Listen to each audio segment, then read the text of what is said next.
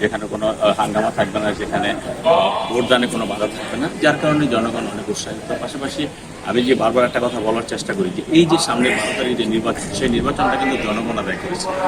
একটি ফেসিবাদী এই গত 3টা নির্বাচন মানুষ ভোট দিতে পারে না, ভোট দিতে যায় না, ভোটাধিকার হরণ করেছিল, গণতন্ত্র হরণ করেছিল।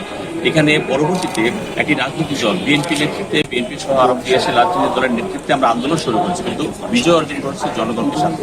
কাজে যে জনগণ ভোটাধিকার হরণ থেকে ভোটাধিকার আদায় করেছে, গণতন্ত্র হরণ করার থেকে গণতন্ত্র আদায় করেছে, স্বাভাবিকভাবে তার সেই গণতন্ত্র ভোটাধিকার তাদের রেসপেক্টটা অনেক বেড়ে গেছে এবং তারা আশা করতেছে যে আগামী 12 তারিখে একটি সুন্দর নির্বাচন হবে এবং তারা তাদের পছন্দনীয় মানুষকে ভোট দিয়ে নির্বাচন করে এলাকার কল্যাণে যারা কাজ করে তাদেরকে ভোট দিয়ে নির্বাচিত করে।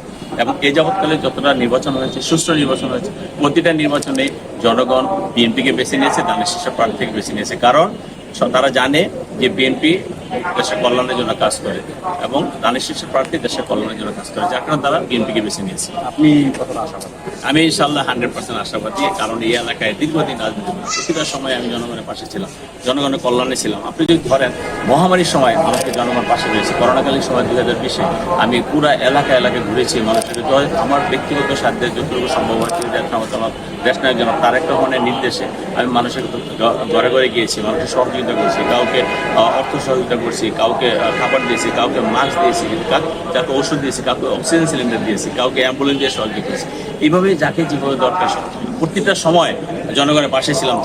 জেলখানা যতক্ষণ ছিলাম এবং বেশিবাদের কারণে যখন তখন পালায়ন ছিলাম, জনগণের পাশে ছিলাম। জনগণ আমাকে ধানের শীষের পক্ষে ভোট দেওয়ার জন্য মুখে আছে, ইনশাআল্লাহ আমি 100% আশা করি।